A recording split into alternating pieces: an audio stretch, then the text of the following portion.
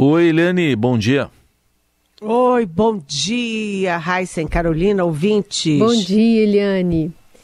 Bom, vamos começar com esse resultado de uma pesquisa da série Genial Quest sobre a confiança dos brasileiros nas Forças Armadas, que recuou desde o fim do ano passado. O levantamento indica que entre dezembro e agosto passou de 43% para 33% o percentual dos que dizem confiar muito nos militares. Isso a reboque, né, de toda essa crise que a gente está vendo desde os atos antidemocráticos e que foi, inclusive, assunto, né, de ministros, do presidente, durante o fim de semana. Pois é, a gente sabia que isso ia acontecer, porque as Forças Armadas são as instituições que têm maior prestígio na opinião pública brasileira há muito e muito tempo, né? Depois da ditadura militar, que as Forças Armadas foram no fundo do poço por acusação de tortura, de desaparecimentos, de mortes, elas foram se recuperando, criaram grupos de estudos para discutir exatamente isso, criaram canais próprios de televisão, de rádio, depois de internet, e tudo isso foi muito fortemente atingido na era do Bolsonaro, que era um capitão que foi praticamente expulso do Exército. Ou seja, ele foi um capitão insubordinado, praticamente expulso do Exército, e foi o pior presidente da história para a imagem das Forças Armadas. Então, a gente tem aí, como Carolina disse, uma queda de aprovação muito acentuada, de 40% para 33%. Chegou até a 43% e depois caiu para 33%. E a desaprovação que subiu de 19% para 23%. Então, isso confirma que o quanto o Bolsonaro fez mal às Forças Armadas.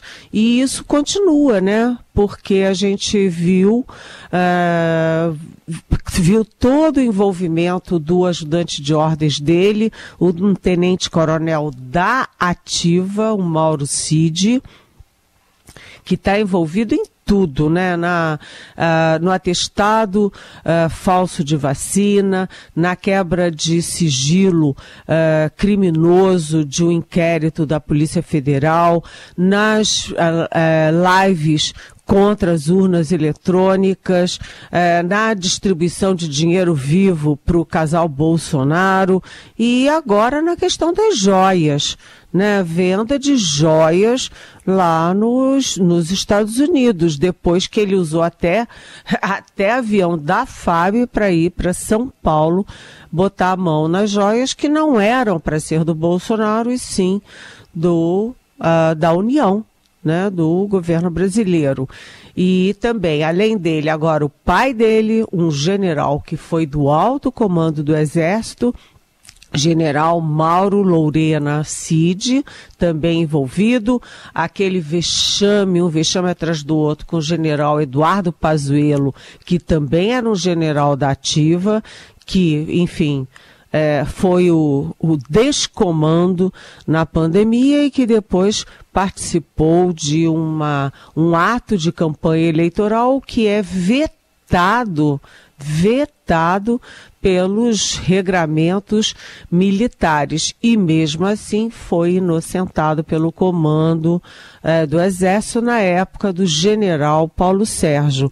O general Paulo Sérgio que também entra na mira porque aquela comissão para desacreditar o processo eleitoral brasileiro, uma comissão de militares da Ativa funcionava no gabinete, no andar do gabinete do ministro da Defesa, quando o general Paulo Sérgio era o ministro da Defesa. E essa comissão, que já era ilegítima por si, recebe aquele hacker. Um hacker, o Walter Delgatti, que era, enfim, foi julgado, condenado e preso por estelionato. Quer dizer, olha só o tipo de gente que o Bolsonaro enfiou numa comissão de militares da ativa. Realmente, aqueles generais todos do Palácio, as coisas todas que eles fizeram durante esses 4 anos, aquelas notas de ameaça, tudo isso acabou chegando na imagem, acabou ferindo, arranhando a imagem que era tão boa das nossas Forças Armadas, gente. Eliane, falando nisso, Forças Armadas, o presidente Lula se reuniu no sábado, antes de viajar para a África do Sul, com os 3 comandantes militares que foram levados lá ao Palácio pelo ministro da Defesa, José Múcio. O que tem desse encontro, hein? Pois é, o ministro José Múcio, que é civil, né, levou os comandantes do Exército, da Marinha e da Aeronáutica. Do Exército, General Tomás Paiva, da Marinha, o Almirante Olsen, e da Aeronáutica, o Brigadeiro Damasceno.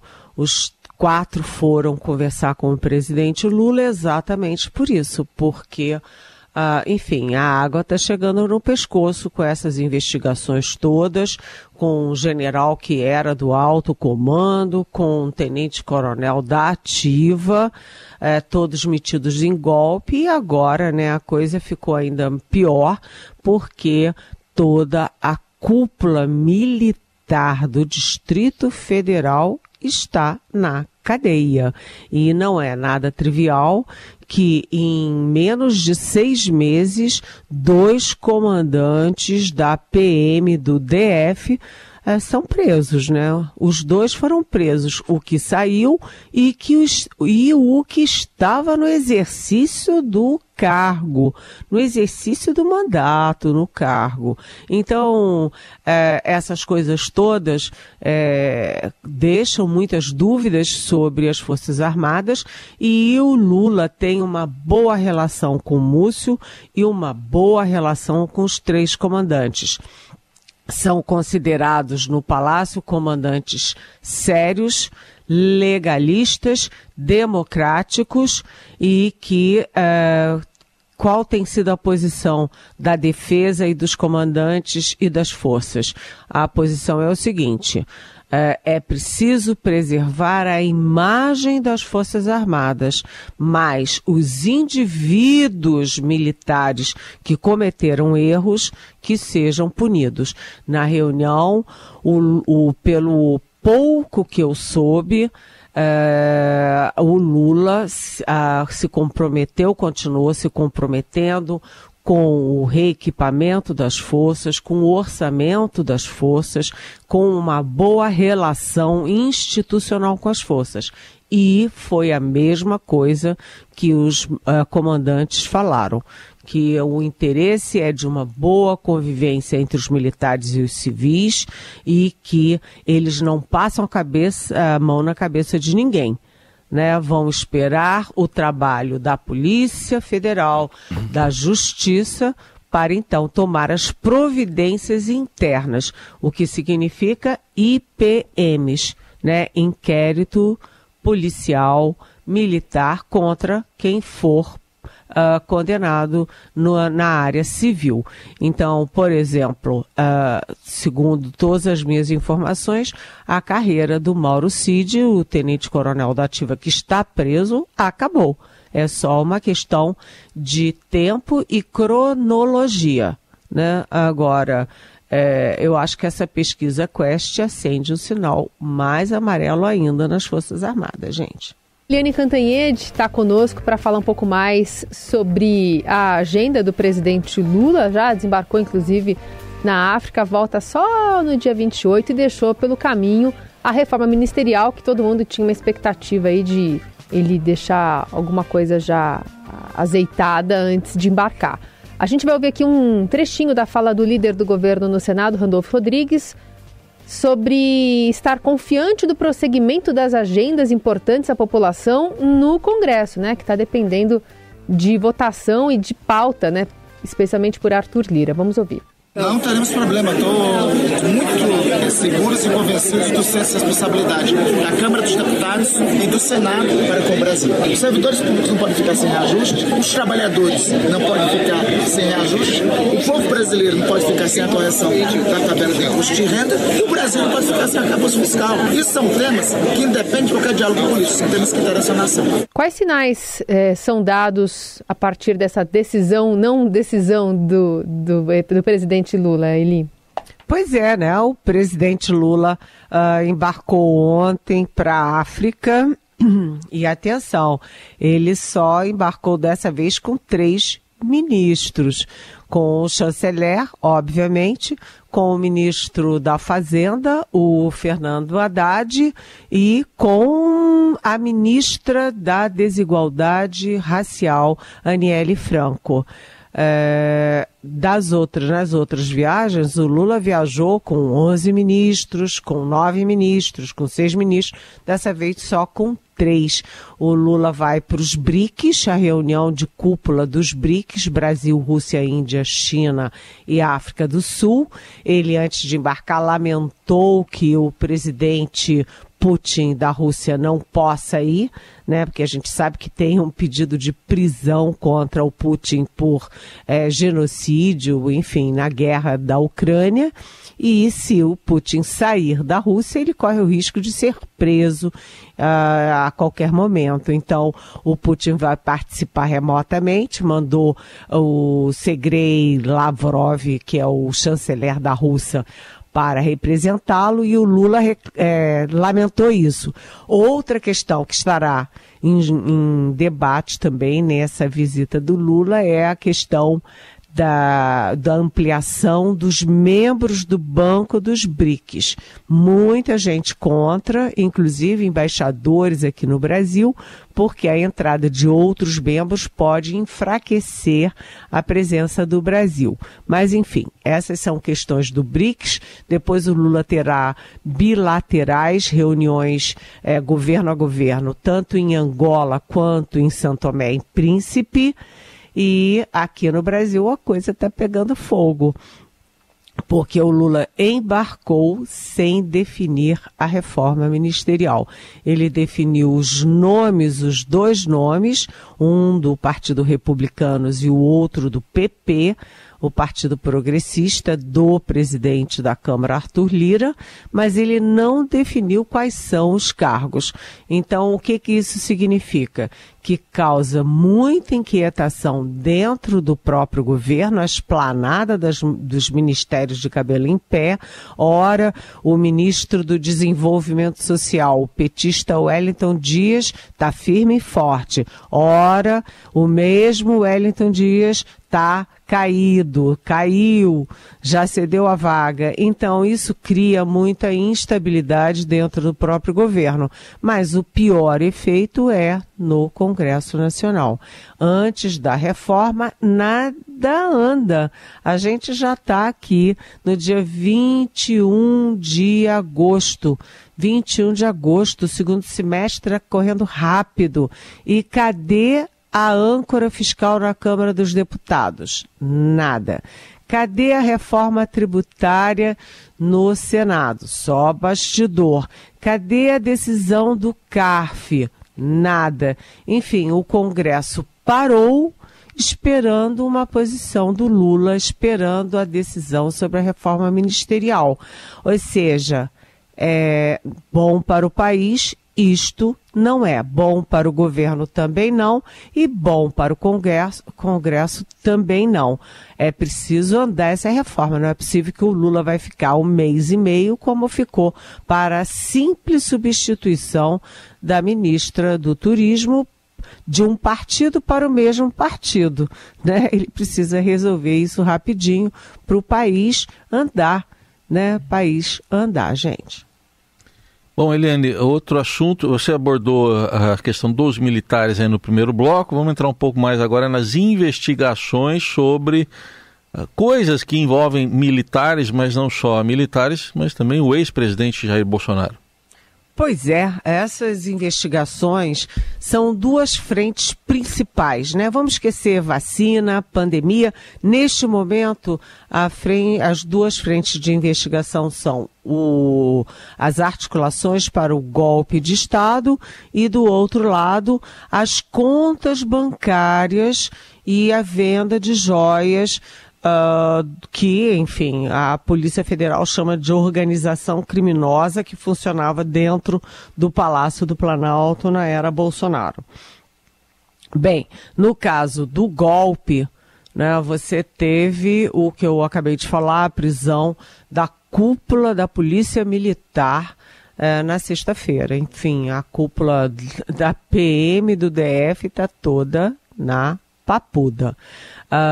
E, além disso, você tem o depoimento do Walter Delgatti, aquele hacker estelionatário, na CPMI. Como ele falou muito mais na CPMI em público do que ele tinha falado para a PF a portas fechadas, e cá para nós, né, gente?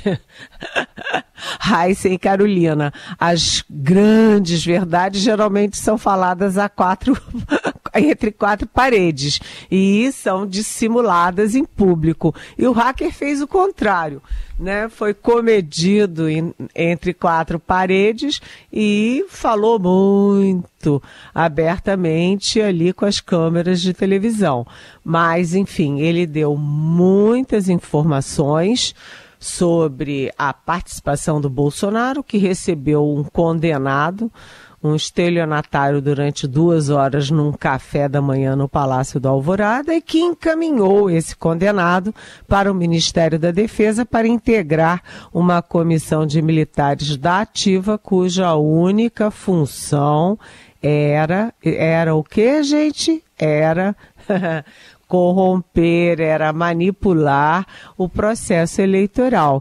E isso combina à perfeição com aquela minuta de golpe que foi encontrada na casa do ex-ministro da Justiça, Anderson Torres, que também foi preso por causa do golpe. Então, as duas coisas conversam. Uma comissão para desacreditar o TSE, as urnas eletrônicas, anular as eleições, né? E, do outro lado, uma minuta de golpe na casa do ministro da Justiça, que era para fechar o TSE, destituir os ministros e botar no lugar uma comissão mista de civis e militares para anular as eleições. Então, essa é a parte do golpe. O hacker, ele diz que tem provas e entregou para a Polícia Federal um pendrive, entregou também áudios e entregou o que ele chama de documentos para a Polícia Federal bater o que ele disse com as informações e os dados que ele entregou. Agora, do outro lado, a questão das joias, a criação, né, de uma organização criminosa para embolsar presentes que a lei diz que não pode ser do mandatário, né? Presentes que são de alto valor, como aquele colar de diamantes que foi descoberto e que foi mostrado à opinião pública brasileira pelo Estadão, né, que veio da Arábia Saudita. Bem, isso tudo tinha que estar com o governo, com a União, né, nos cofres públicos, não com Bolsonaro. E, além deles pegarem isso, eles foram vender clandestinamente no exterior. Bem, já tem testemunhas, já tem as passagens de avião do Frederic Wassef, que foi lá recuperar, já tem o recibo do Wassef, né, que recomprou para entregar para o Tribunal de Contas da União. Então, anda bem, mas a questão não é só essa. A Polícia Federal, olhando essas coisas todas e investigando a fundo, descobre que essa venda de joias não seria suficiente para movimentação bancária, né, movimentação financeira que era centralizada no Mauro Cid, no tenente-coronel Mauro Cid, né? Ele movimentou quase 12 milhões de reais em 1 ano e meio, inclusive com pessoas, sargentos, etc., que trabalhavam na ajudância de ordens dentro da presidência da República na era Bolsonaro. Qual é a suspeita? Que tenha mais fontes de renda para o esquema. E uma da linha de investigação é exatamente a vaquinha de 17 milhões de reais para o Bolsonaro pagar as suas multas na época da eleição. Então, tem muita coisa pela frente. A Polícia Federal já fez acordo, tem um acordo de cooperação antigo com o FBI nos Estados Unidos. Então, as investigações andam bem por lá, andam bem com o material que o hacker deu e também você tem os 4 celulares do Frederic Wassef que foram apreendidos pela PF. Né? Um deles, ele diz que era exclusivo para falar com o Bolsonaro. Você tem o celular do general da reserva, Mauro Lourena Cid, e, enfim, muita coisa ainda vai surgir.